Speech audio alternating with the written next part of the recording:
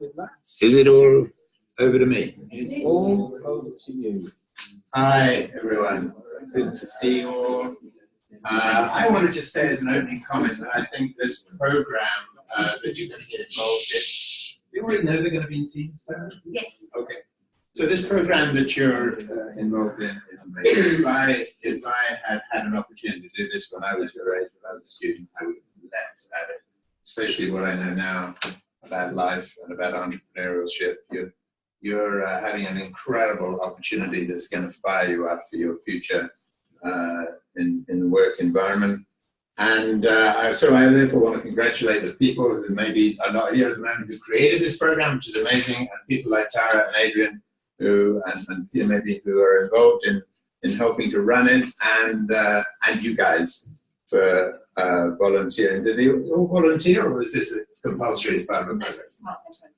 It's part of the program, compulsory. I take back the congratulations to you volunteering to be in this program, but well done anyway, because it's going to be an amazing opportunity for you.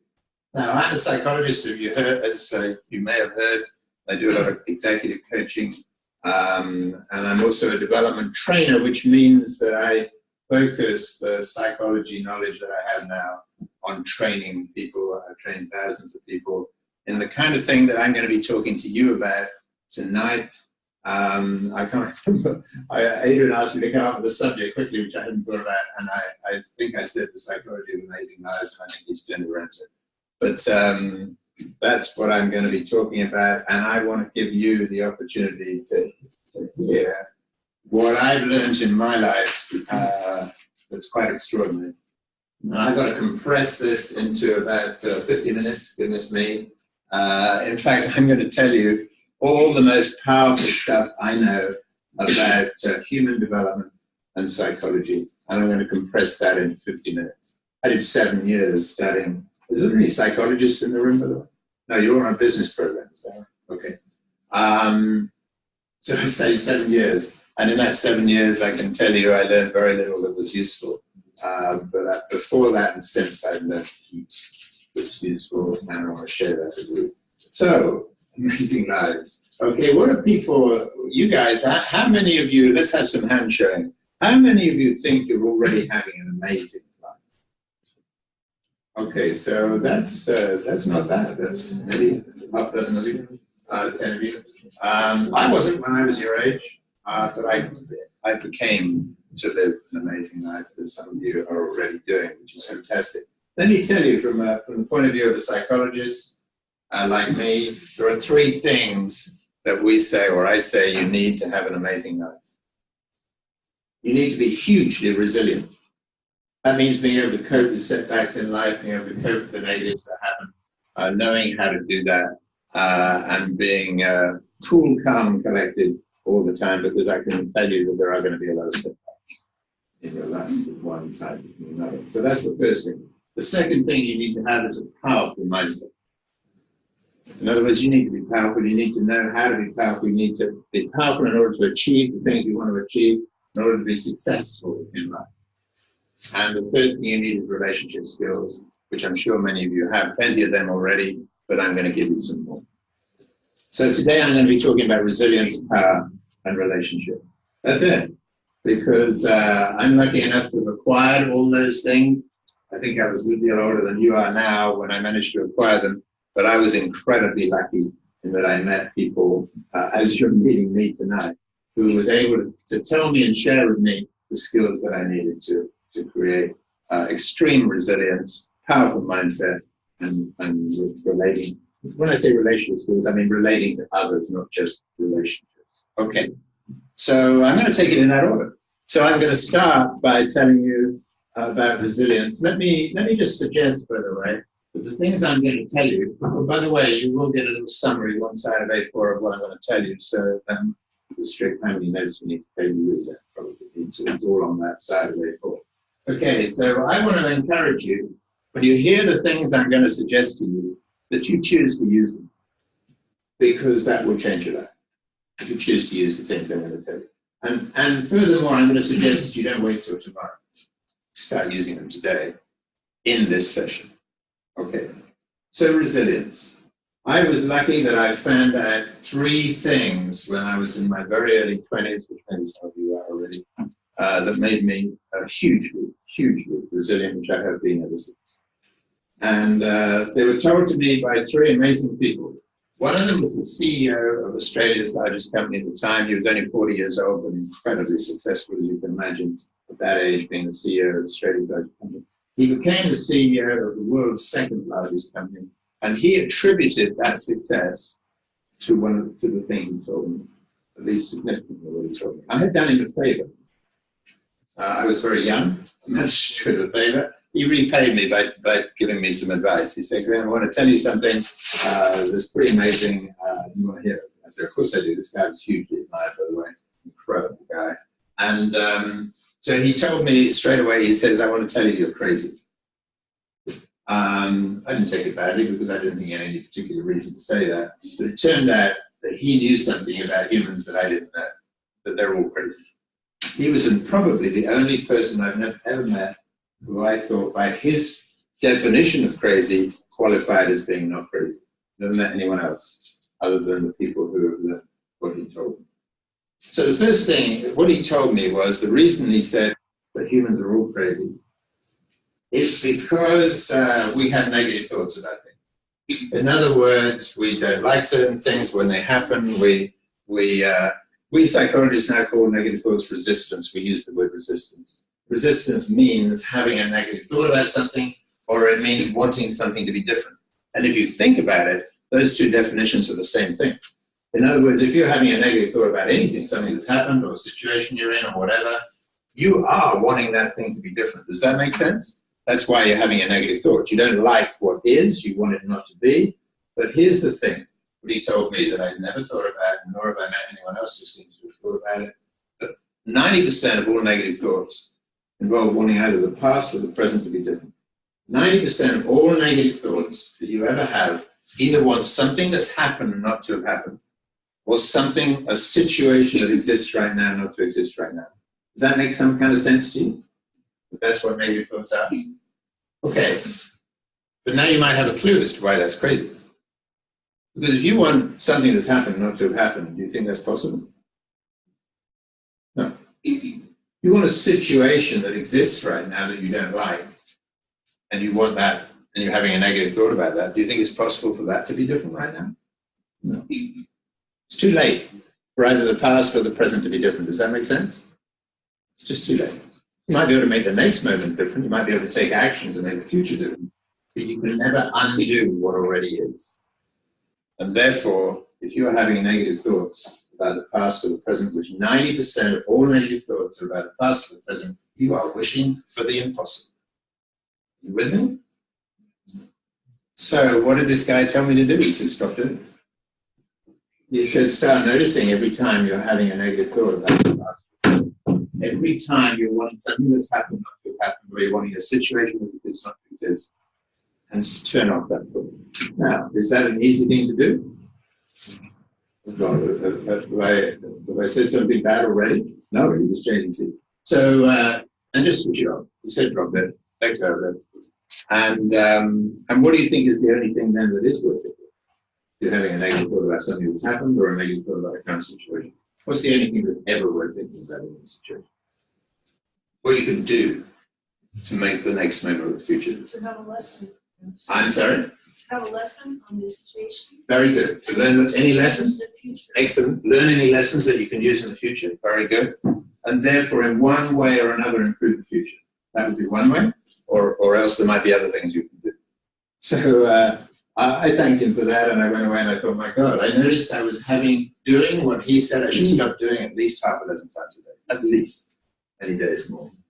And I got together with a couple of colleagues. We decided this was pretty amazing. So we decided we were going to train ourselves. It only took us a month. Train ourselves to be like him. In other words, to stop having any resistant thought. It took us about a month. Practice. We just came up with a quick process, okay? Notice you're having a negative thought. Acknowledge it's crazy. Why? Because you're wanting something to be already different, and nothing can ever be already different. Drop that thought, let it go. By the way, do you think that's easy to do? If you're upset about something or having a negative thought about something, you think it's easy to let it go? It's remarkably easy once you've acknowledged the thought is crazy. If you understand why it's crazy, then it's remarkably easy to let it go. And then just focus on if there's anything you can do to improve the future. Of course, that process, we started doing it, we got good at it very quickly, negative thoughts stopped arising. Okay, and then what do you think the other 10% is, by the way? I've been talking about 90% of negative thoughts, and we're all wanting the past, the present, the future. What do you think the other 10% is? The future, okay. And having negative thoughts about the future is always about worry. Okay, if you're worried that you're going to flunk an exam because you haven't revised enough, if you're worried about an interview that you've got coming up, if you're worried about not being able to do something, upsetting people or whatever, then let me tell you why this is crazy. It's crazy because we only worry about things we can't control. We never ever worry about things we can control. Or to be more precise, if we're worrying about anything in the future, we're only worrying about it to the extent that we can't or might not be able to control it. We never worry about things that we know we can control or fix. Does that make sense to you why worry is crazy? Because if you're worrying, if you want something to be different that you can't control, does that make any sense? That's about as crazy as wanting the past to be different. Here we have no control over the past. Are you with me? No control over it. It's done. You can't undo it. So if you're worrying about something you can't control and wanting it to be different, that's about as crazy as wanting the past to be different. So another 4-step process. Notice you're worrying. Okay, acknowledge it's crazy for the reason that I just said to you. Let it go. Focus on, is there anything I can do to get more control? Only thing ever worth thinking about if you're worried. And let me tell you something, some other little phrase you can add to that 4-step process, the one about worry. You've probably heard the song. You may not have heard the song, but you've heard the title. Hey, Sarah, Sarah. Whatever will be, will be. I'm sure most of you have heard the title, even if you heard the song. The song's about a teenage girl who was worrying about all sorts of things she clearly had no control over. Her mother keeps on coming in with that piece of advice. Amazingly wise song. And I suggest you adopt it. At least, whatever will be, will be. In other words, if you're worrying about something you can't control, you need to accept that what will be, will be. You haven't got any control over it, you need to accept it. That's the same process of accepting something negative in the past or the present. So I'm now using the word acceptance, okay? The 3 things I've told you, or the 2 things I've told you so far, let go of negative thoughts about the past or the present, let go of worry thoughts. It's all about acceptance. Resilience, which is what I started, the word I started using, is all about acceptance. And I want to encourage you to start practicing either now while I'm talking or when you leave this room, noticing when you're having negative thoughts about anything, recognize they're all crazy, drop the thought, refocus on, is there anything I can do to make the future better? You will get good at it as fast as I do. Within a month, I've got rid of practically all negative thoughts with one exception, which I'm going to mention now. I haven't had a negative thought about anything for more than 2 seconds for over 25 years. And I can tell you bad things have happened in my life. But I've accepted them all instantly. And if you practice what I just told you, you will achieve the same. The exception is blame. 50% or 40% maybe of all negative thoughts are all blame. So let me tell you what that's about. That says, okay, if you use what I told you, you might say, yeah, okay, I'm having negative thought about something that's happened. I need to drop that because that's crazy. But I'm still thinking that it shouldn't have happened. Shouldn't have is the core of blame. I shouldn't have done what I did is called self-blame. They shouldn't have done what they did is called blaming others. The process I've just told you doesn't get rid of blame.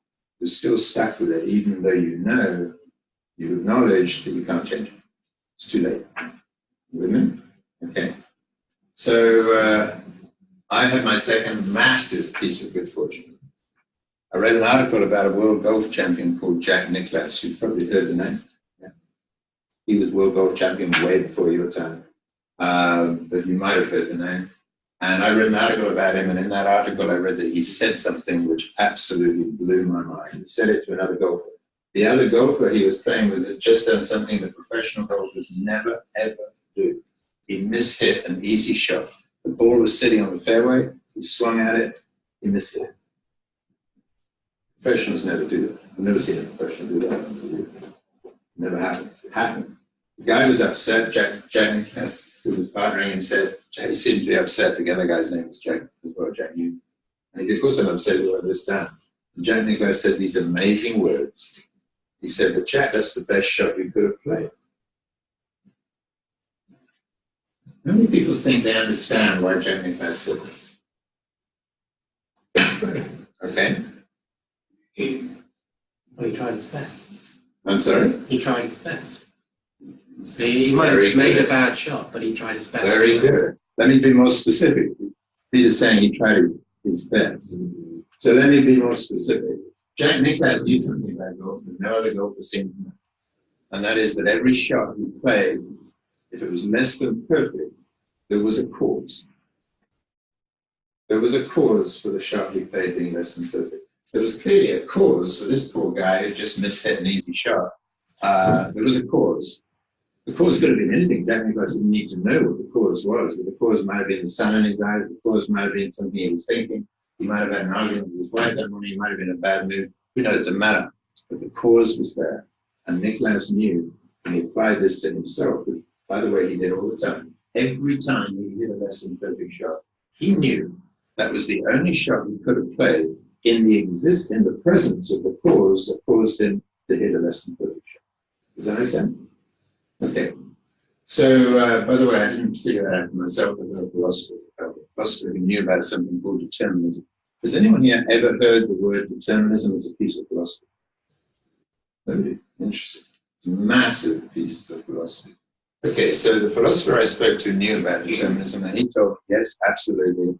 The reason Jack Nicklaus said what he said, because the cause existed, and therefore, in the presence of that cause, it's the only thing we could. Okay.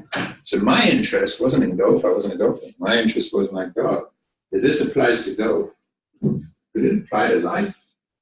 In other words, is it possible that what Jack Nicklaus said about every shot he played, he said it was the only shot he could have played in the presence of the cause, could that apply to life? So everything we do, is there a cause of what we think, feel, and do? And in the presence of that cause, is it possible that's the only thing we could have thought about and done? What do you think the causes are of what we think, feel, and do? Any ideas of what might cause what I'm thinking now, what you're thinking now listening to me, what you may be doing now, or what even you might be feeling now? Any idea what the causes might be of those thoughts, feelings, and actions? Let me tell you. Again, this is a piece of philosophy. There's only two things that determine everything you've ever thought, felt, or done in your life. Two things. One is the situation you were in at the time. That clearly is going to have a big impact on what we're thinking all the time. We're in a situation right now. It's clearly having a massive influence on what I'm doing right now, and it's having quite a big influence on what you're thinking, listening.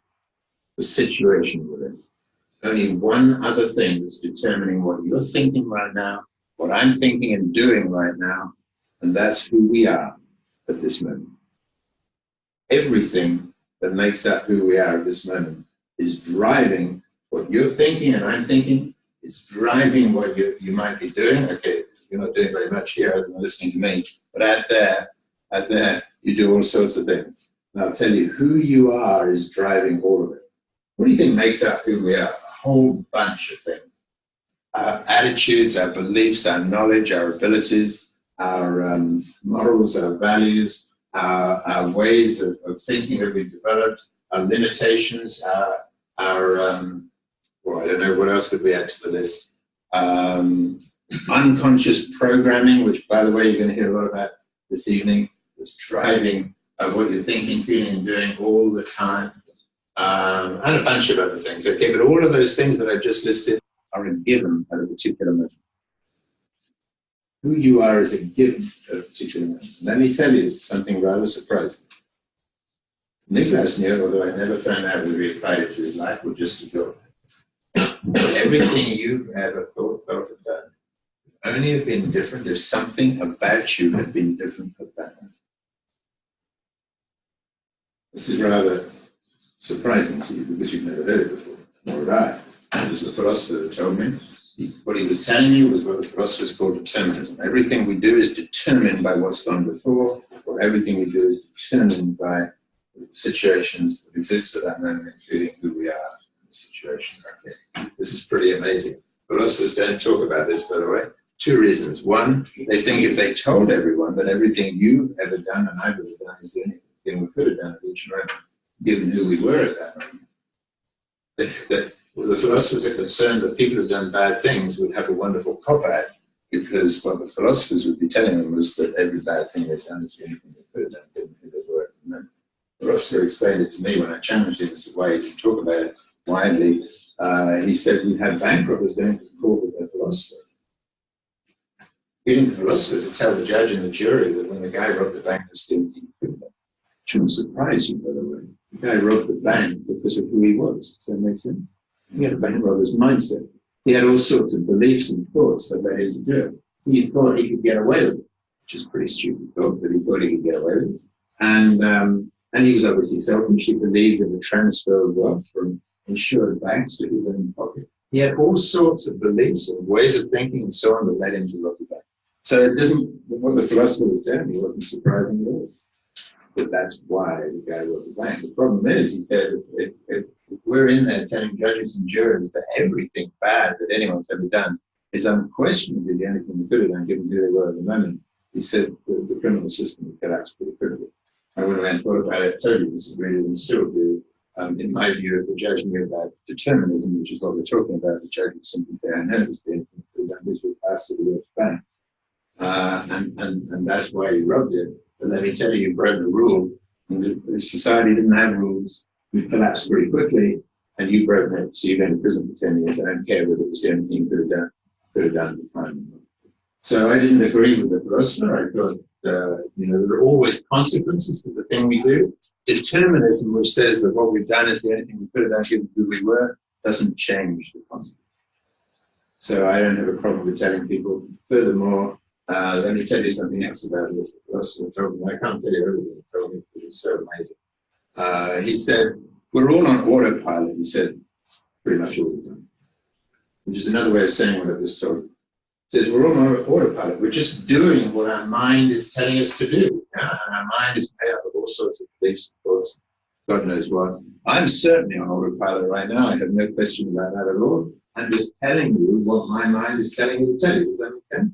I've got some knowledge that I'm recounting to you. I've got some abilities to stand here and do what I'm doing. That knowledge and those abilities are driving what I'm doing right now. I'm remembering roughly what sort of thing that I wanted to tell you. So my memory is involved. And basically, I'm on autopilot doing what my brain is telling me to do. I can assure you, without exception, that you're all on autopilot too. You're simply listening to me. Your brain is processing what I'm saying the only way it knows how to process it. You're not all processing it the same. Some of you are processing it in ways that have lots of understanding and so on. Some of you are thinking, my God, this guy's talking a load of rubbish. So different people have different mindsets, but your mindset, the way you think, is driving what you're thinking. The next thing is, you've been on autopilot all your life. Then the philosophers used to believe there was no such thing as free will. There was no way we could get off autopilot. In other words, philosophers used to believe that we all think in the only way we know how to think all the time. It's driven by our mindset. Our mindset, of course, which is the word we use, the psychologists use to mean all the unconscious beliefs that are driving everything, has been developed through our life. Does that make sense? But we are who we are right now. That's why we're doing what we're doing. That's the point of determinism. But now philosophers are changing their mind, which is one reason why I'm willing to share it to you. Because it's a bit depressing if I don't feel that you've got no free will. You simply are an automaton doing the only thing your brain knows how to do all the time. Fortunately, philosophers are changing their mind, which is why I'm quite happy to tell you, because I want to tell you how you can get off your autopilot. I want to tell you how you can exercise free will. I want to tell you how philosophers now believe, why philosophers now believe free will exists. And I'm not going to do that right now. I'm going to do it a little bit later in the talk. So you have the option to exercise free will all the time if you want to. But in the absence of making a choice to exercise free will, you will remain on autopilot for your whole lives. Doing the only thing you know how to do all the time. Okay, so let me come back to that. So now I'm going to switch. Before I do, by the way, does it make sense to you that when I realized that not only was it crazy to have any negative thought about the past and the future in terms of worry, but I now realized that everything I'd ever done was the only thing I could have done, and furthermore, everything that everyone else had done was the only thing they could have done. Does that make sense? That gets rid of blame? Does it make sense? It invalidates totally a statement in your mind that I shouldn't have done what I did or they shouldn't have done what I did. In a determined world, those statements are totally invalid. Why? Because everyone did the only thing they could have done all the time. Okay, unless we get off autopilot and use free will, which I'll come back to. Okay, I'm not going to spend any more time on resilience, but I can tell you, with those 2 bits of knowledge, I became massively resilient. I never had negative thoughts. The whole idea of regretting anything is now meaningless. Does that make sense? Everything you've ever done is the only thing you could have done given who you were.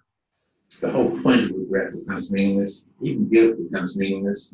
Negative thoughts about things that have happened become meaningless. Everything is the only thing that could have happened. And so all negative thoughts disappear. In fact, I pretty well switched from the first approach I told you, which the executive told me, to the approach that philosophers were now telling me, which is that everything I'd ever done and everyone else had done was the only thing that could have happened. There's no room for negative thoughts once you're aware of them. I suggest you start using them, especially when I tell you how to exercise free will. Let's move on to power. So what I'm going to tell you. No, actually, there's one more resilience thing that I'll talk about. How do you develop a powerful mindset? Does it make sense to you that people with powerful mindsets are more successful than people with limiting mindsets? If you're all a Richard Branson or I don't know, any other famous successful person, does it make sense to you that in general they have powerful mindsets? Remember, we use the word mindset in psychology to mean all the unconscious programming that's driving their thoughts, feelings, and actions all the time. What we psychologists call mindset, philosophers call autopilot. I've already talked about autopilot. So all I'm saying now is that everything I've said about autopilot also applies to mindset. That's why powerful people do powerful things, because they've got a powerful mindset. You want to know how to develop a powerful mindset?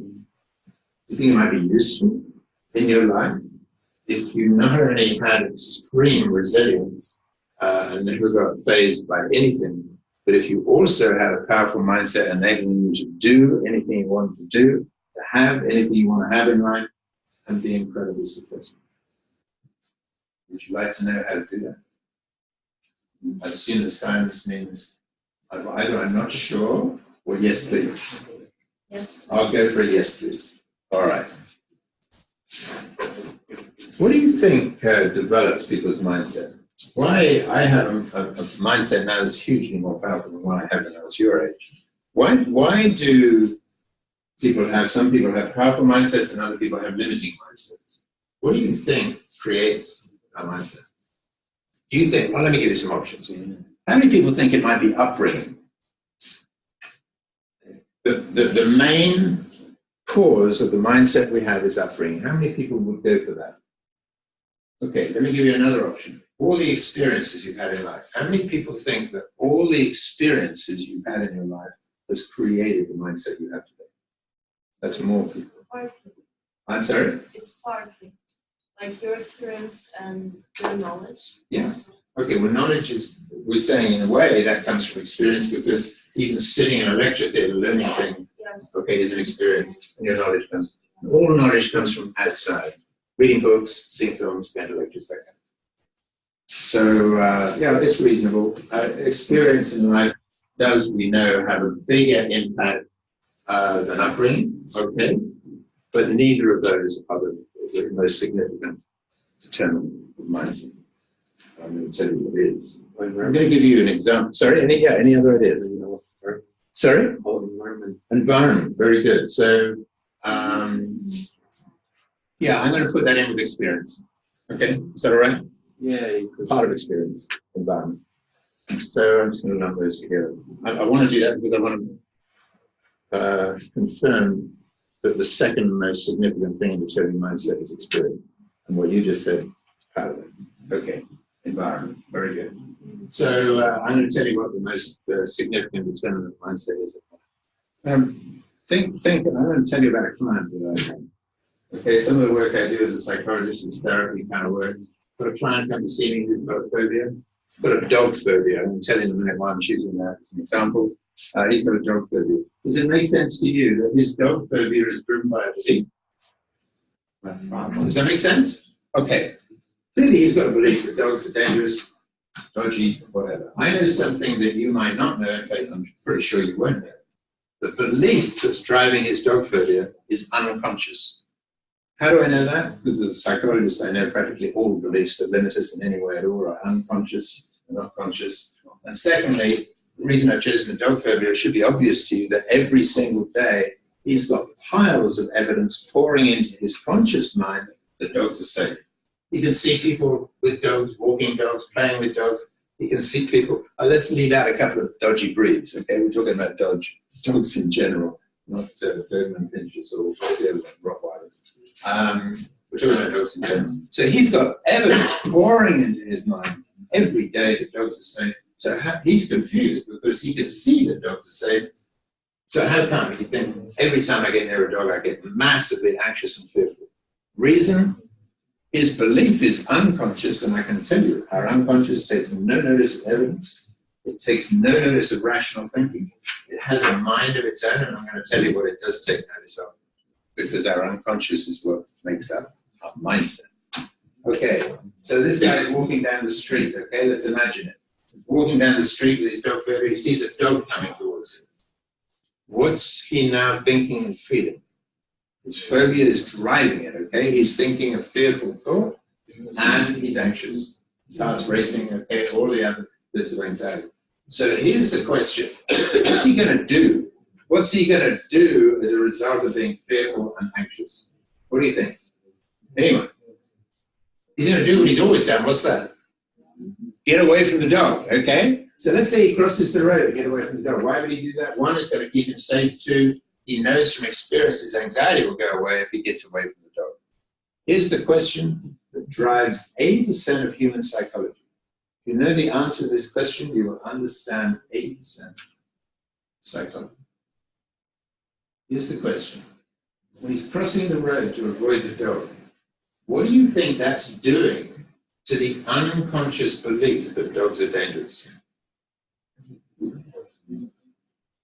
I can't hear anyone, but I imagine some of you at least are saying it's confirming it and reinforcing it. Does that make sense? His unconscious notices that he's getting away from the dog. What does his unconscious think about that? His unconscious thinks, well, shit, if I'm getting away from the dog, then that confirms one, my current belief, which is that dogs are dangerous. And secondly, it reinforces it, because now I know dogs must be dangerous. Otherwise, why the hell are we getting away from the dog? Let me generalize now. Every single time you do what your mindset is telling you to do, in other words, any unconscious belief is driving your thoughts and feelings and behaviors all the time, every single time you do that, you are reinforcing that mindset. Why? Because your unconscious, which is what mindset is, notices what you're doing, and it either confirms or reinforces what it already believes. Life is a vicious cycle, my friends. Your mindset drives the way you think, feel, and act. If you do what your mindset is telling you to do, you will reinforce that principle. How do we cure the dog phobia, anyway? Anyway, sorry? He's racing it. Yeah, go. Put him in a room full of dogs. Oh, he could do this, very extreme. Okay, 2 things he's got to do to cure his dog phobia. Stop avoiding dogs. Oh, by the way, before I tell you how they cure it, he might tell me, by the way, why he's got his dog phobia. He might say, I had a bad experience with a dog when I was young. Ever since then, I've been terrified of dogs. And I will tell him, I'm sorry, sir, but that's not why you got your dog phobia at all. You've got your dog phobia for one reason and one reason only. For the last 20 years since you had your bad experience, you have been avoiding dogs. And every single time you've done that, you reinforce the belief that was initially triggered by your bad experience with the dog. In other words, what changes mindset is our behavior. It's not upbringing, it's not experience, it's behavior. And every time you do what your mind is telling you to do, you are reinforcing your unconscious beliefs that are driving what you do. I mentioned, life's a vicious cycle. Now, we're talking about curing the dog phobia. So clearly he's got to stop avoiding dogs, and what else is he going to do? Start walking past them. What's his unconscious going to think when he starts walking past the dogs instead of avoiding them? You're thinking the opposite, isn't it? Going to be thinking, my God, if I'm walking past the dog, then dogs must be safe. So he's now unwinding the mindset that's driving his phobia by doing the opposite. Hey guys, you with me? But maybe you're talking about what I'm saying. Okay, so if we want to change our mindset, if we want to change our mindset, by the way, I haven't needed to change my mindset for years, but I went through a period in my life when I was massively changing my mindset. And if you want to change your mindset, you need to behave differently from what your current mindset is telling you to behave. And that's in any area where your mindset is currently limiting. If your mindset is telling you to do something weak because you're fearful, your mindset is telling you to avoid things because, I don't know, for whatever reason, you will reinforce that mindset. If you do the opposite of what the mindset is telling you to do, you will unwind the negative mindset and you will create a more powerful mindset. That's universally true. What does that say? It says be more afraid. Why? Because if you're being more afraid because you're doing things that are stretching you outside your comfort zone, if you're doing things that make you a little bit fearful, you will unwind the mindset that's driving you every single time you do it. Okay, so let me ask you a question quickly. I have an opportunity for any one of you, as a result of this program you're going to go through, to speak at a conference to 400 employers who are all chief executives. How many of you will volunteer so I know who will get this opportunity? 400 chief executives. After you finish this program, you'll have an opportunity to speak to them about anything you want to speak to them about. Who will take up that opportunity? There's about 3, maybe 4. 4. Okay. I'm going to ask you that question again in 20 minutes and see if I've managed to change the mindset that drove most of you to say no thank you.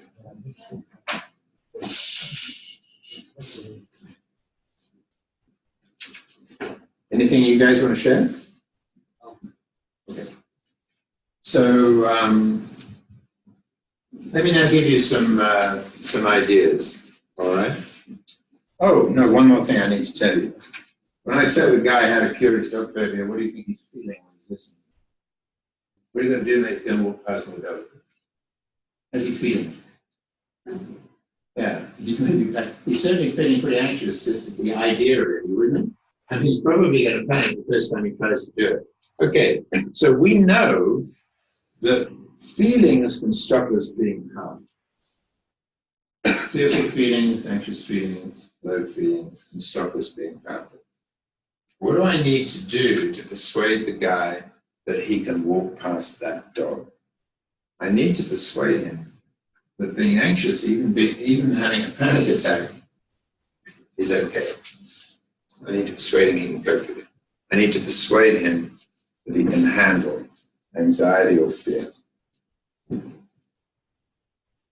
I'm going to bring in the word acceptance again. I need to persuade him he can accept the anxiety or fear he's going to experience when he tries to walk past the door. I'm going to tell him 2 things about any feeling, of which fear or anxiety is just one example. And you all experience fear or anxiety. I'm going to tell you two things about every feeling. By the way, you know the difference between feeling and thought? Thought happens up here, feeling happens up here and reflects in the body. So anxiety is a feeling, fear is a feeling, that you experience it in the body as well as the brain. Okay, so any feeling is 100% safe. Nobody has ever, in the existence of humans on this planet, ever been harmed by a feeling. Not once, not ever. Feelings are 100% harmless and 100% safe. Fear or anxiety never harm anyone. They might harm people because of what they do with fear and anxiety, but that's what they do. I'm saying the feelings. People being depressed, the feeling of depression is totally harmless. What they do as a result might be harmful. Even feeling cold, by the way, is another feeling, totally harmless. Nobody's ever been harmed by feeling cold. Might surprise you. You look surprised. Let me tell you the point about feeling cold. The source of the feeling can certainly harm you. What do you think is the source of feeling cold? Being cold. Being cold, of course, can harm you. Being cold can kill you. Yeah? The feeling, just a messaging system from the body to the brain, totally harmless. It's a message passing up a few nerves. Nobody's ever been harmed by the feeling. No feelings ever harmed anyone. Now, the other thing I'm going to tell you about feelings is that we say they're all bearable. Some of you might disagree, but we say all feelings are bearable with only one exception. There's extreme pain, probably under torture, not bearable. The mind breaks down pretty quickly, the body breaks down pretty quickly with that level of pain. Every other feeling is bearable. Now, the dog phobia might dispute the same. You might not even how bad it is. So I said, tell me how bad it is. He said, I get anywhere near a dog, my heart's racing, the breathing's going crazy, and sweating like a pig. I said, it's totally unbearable. I say, that's interesting. I say, have you ever run to a bus? And he said, yeah. I said, well, can you remember when you got to the bus, your heart was racing, your breathing was accentuated, and you were probably respiring? I said, I guess I was. I said, could you bear it? Here's the point. People think that feelings are unbearable because of the way they think. They're not actually unbearable. They're perfectly bearable. Let me give you 3 questions to ask about any feeling to convince you. 2 questions you already know. Is this feeling harming me? The answer is always no. Can I bear it? The answer is always yes. 3rd question, so what's the problem? What's the problem with being afraid? What's the problem with being anxious? What's the problem with being fearful? What's the problem with feeling depressed? Why can't I cope with this feeling? While I do the opposite of what the feeling is telling me to do. Walk past the dog. Give you an exercise. Practice those 3 questions. Next time you're in the shower, tell me not completely, just until you're a bit uncomfortable. And ask those 3 questions. About the discomfort, not the cold water. Okay, the cold water will give you pneumonia, which doesn't stand that long enough. It's just discomfort. I want you ask some questions about it. Think about it right now. Is it harming you, the discomfort? What do you think? Can you bear it? So why can't you stand there for 10 seconds feeling uncomfortable? Of course you can. Now, you can ask those 3 questions in any exercise that makes you uncomfortable. All exercises that make you uncomfortable are very good for you. Running up escalators is good for you, gives you lots of exercise, and sure as hell will make you uncomfortable. Climbing 6 flights of stairs will give you lots of exercise, and it will sure make you uncomfortable. Anything you do in the way of physical exercise will make you uncomfortable. It's all good for you. It gives you a chance to ask the 3 questions. When you get good at asking those 3 questions, you think you might, even if you've got a dog phobia, be able to walk past the dog to cure your phobia. I'm not going to ask you how many people here get anxious during what I'm doing. I can remember it well. It's going back a long time. But I can remember feeling anxious doing what I'm doing when I'm now speaking to audiences. And somebody told me what to do about that, and I'm going to pass it on to you because it was so brilliant. She said, stop trying not to be anxious. Stop wanting to be anxious. Be totally willing to be anxious. What do you think happens to a feeling when you totally accept it? Disappears or diminishes dramatically. I had the answer to controlling my anxiety speaking groups. I had it immediately. I had never tried it. What do you think I had been thinking about my anxiety speaking groups? Anyone who's anxious speaking groups will know what you think. thoughts like, oh God, here we go again, I'm feeling anxious, I wish I could control it. What if it gets worse? What if it affects my delivery? What if I can't think straight? What if I can't get the words out? What if the audience notices that terrible? All these negative thoughts about a feeling called anxiety. What do you think that does to the anxiety? Massively increases it, okay? You end up getting anxious about feeling anxious, are you with me? So the opposite of that kind of resistance is acceptance. So every time you have an uncomfortable feeling, whether it's feeling depressed or cold or anxious or whatever, I suggest you ask the 3 questions and accept it. The other thing you then need to do is walk past the dog. What did I have to do to get rid of my anxieties living the grips? Go find groups to speak. Once I had control over the anxiety for seconds, not a problem. I just did it all the time. So, Yeah. just have a quick question. Yeah. Are you trying to say that at this point in time you don't have fear of anything? No. So if I haven't experienced fear for over 25 years. a crazy person who walks up with a gun to your face and they're about to shoot you. Yeah, of course. Okay.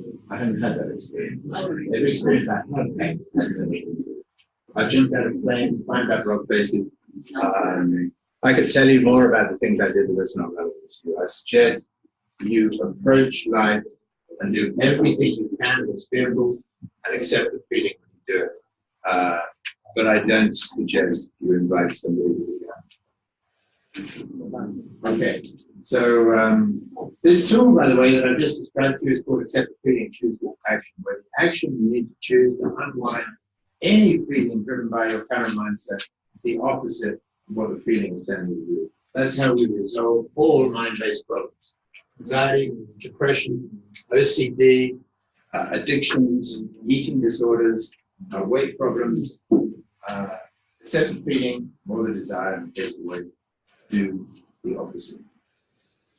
Not just because that will get you a result. In the case of weight loss, not surprisingly, do the opposite and eat less, it will get you a result. But because it will unwind the mindset that's driving. Start doing it. Let me give you some more tools quickly off the top of my head. Don't play when then games, okay? When then games is when I'm more confident, then I'll do the thing that I just did. This guy's just told me to do. No, start doing it now. Start being courageous now. Do more courageous things. Get together and go jump out of a plane next weekend. I strongly suggest you do it wearing a parachute. It'll be fearful. Most people, this time we jump out of a plane is very good. Okay, so do lots of things. Just don't play when they game. Use commitments. This, hey, guys, whoa! Please concentrate. Focus. Use commitments. An incredibly powerful tool. Commitment is an unbreakable promise. Use commitments to make yourself do things you don't want to do. Make an unbreakable promise that you're going to do it. That locks you in, and then you have to do it. Never make a commitment that you're going to break. Commitment's an unbreakable promise. You break it, you won't get the result it was designed to get. It will massively attack your integrity because you've made an unbreakable promise that you've now broken. And if you would have thrown away a powerful tool, one of the most powerful tools you can use in life is commitment, you would have thrown it away. Okay, so let me give you another couple of tools. Okay, act as if you already have a powerful mindset. That's an incredibly powerful thing to do. Take bold action, do bold things, don't hold back, be brave, okay, it's another tool that I haven't time, but I'm running out of time. If I asked you, by the way, if you're willing to make a commitment in the next 5 minutes, or at least to consider it, you're not going to agree with me that you'll commit to something unless you know what it is. That's fair enough. But will you agree to consider it within 2 or 3 seconds after I give you the challenge? No. Will you agree to at least consider it? No. Here's the challenge. You could massively change your mindset by raising your hand to this question. How many people would be willing to speak to the audience of 300 chief executives when you finish this course? How many of you would be willing to give them everything I've told you? Is anyone who's putting their hand up that didn't put it up before? So it's still a no? Why? Because it's too fearful? Why? Tell me, anyone who didn't put their hand up, tell me why you would be turning down this offer that could expose you to 300 GBP. Why would you not leave for that one? Could you give me any reason? Why? We haven't had anything to offer each other. To offer them? You say. Well, of course you will. Look, they- You're about to go through a program which is going to massively expand your ability to market, to do business, to create businesses. And you'll have a lot to talk about to that audience of 300 GPT. Why else wouldn't you say yes to that offer?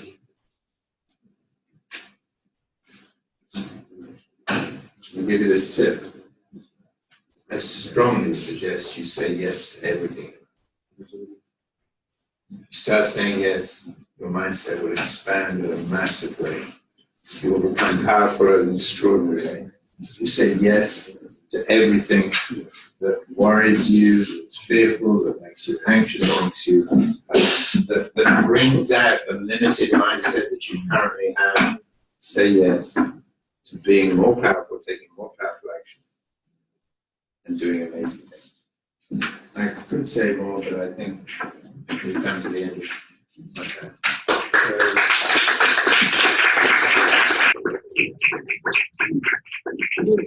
You always stay back and ask any questions. I will answer if you need to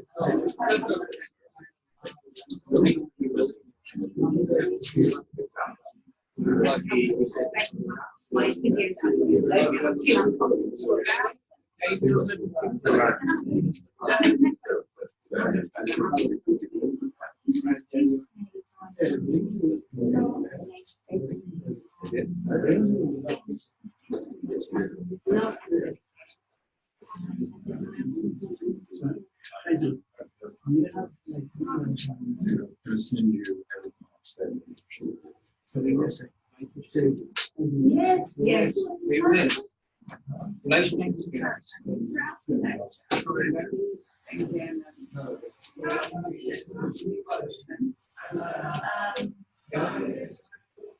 How does it make sense?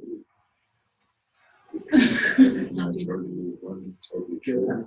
And two, it's how you feel. Everything's like, oh, that's easy to go on upstairs.